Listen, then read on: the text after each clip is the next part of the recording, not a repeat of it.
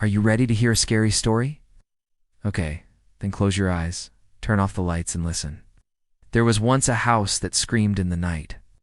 It wasn't the type of scream that was loud and drawn out like the scream of a woman who had just seen a ghost. It was more like the high-pitched yelp of someone who had just stepped on a Lego, the kind of sound that makes you wince. But it came from somewhere deep within the house, and every time it happened, it sounded closer than the last. The house was an old one, a big rambling Victorian with peeling paint and overgrown ivy. No one lived there anymore. In fact, no one had lived there for years. Townspeople said it was haunted, but no one knew by what or why. All they knew was that sometimes when the moon was just right, they could hear it screaming. One day a young couple decided they didn't care if it was haunted or not. They bought the house for cheap and moved right in. The first night went by without incident, but on the second night they heard it. Just before midnight, they were sitting on the couch watching TV when they heard it. A blood-curdling scream followed by heavy footsteps in the attic above them. The man turned pale, and his hands started shaking. He tried to act brave and casual, but his wife saw the fear in his eyes. She reached over and squeezed his hand. They sat in silence, listening for a few minutes, but nothing happened. Then suddenly they heard a crash followed by more footsteps. This time they were coming from the floor above them. My husband and I looked at each other, she later told her therapist, and I think we both knew we should leave. But something made us stay. Maybe it was the challenge of facing our fears, or maybe it was just that neither of us had ever backed down from a fight with our spouse. I didn't hear anything else that night, but after that, things started to happen more and more often. They would be eating dinner when plates and silverware would start flying through the air. Sometimes at night they would wake up to find their bed shaking violently.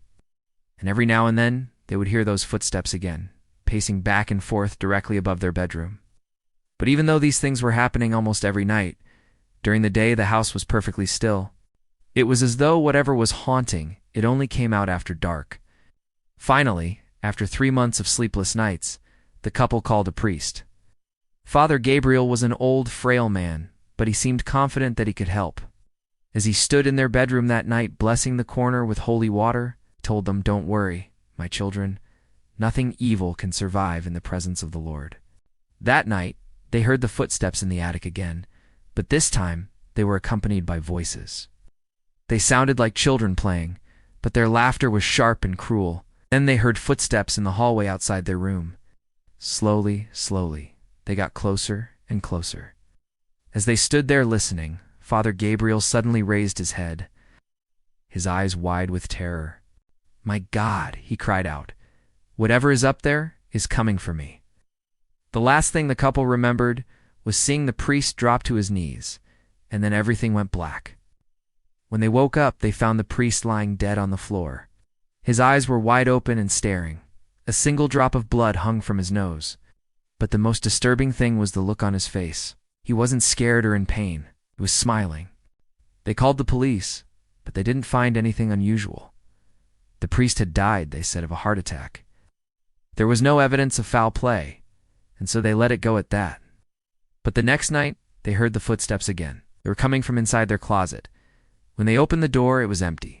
Time they turned their backs, they heard the footsteps following them around the room.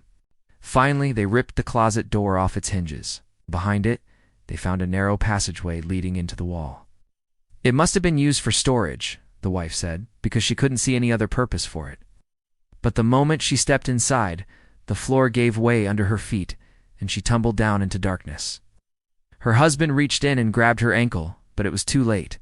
She had fallen too far, and there was nothing he could do to stop her.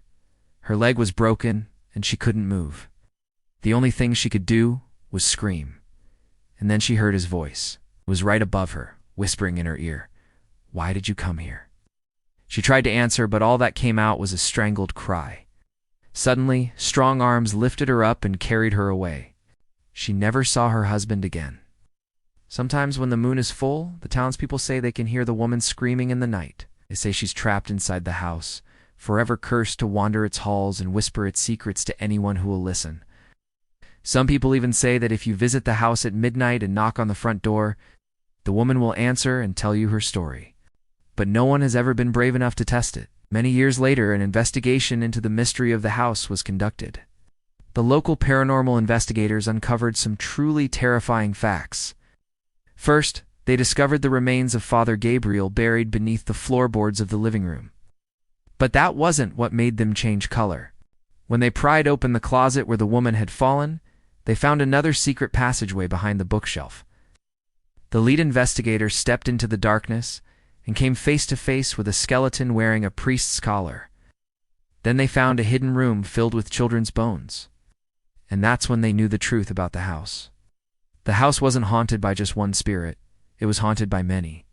And whoever was responsible for their deaths was still there, hiding in the shadows, waiting for someone to come along and join them in their eternal torment. Those paranormal investigators never finished their work. They fled the house in terror, never looking back.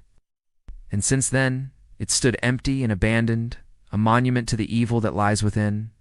Now, I don't know about you, but I think I need to lie down after hearing that story. If you liked this video, please give it a thumbs up and share it with your friends. And if you haven't done so already, please subscribe. Now it's time for bed. Make sure your door is locked and your closet is empty. Have a good night.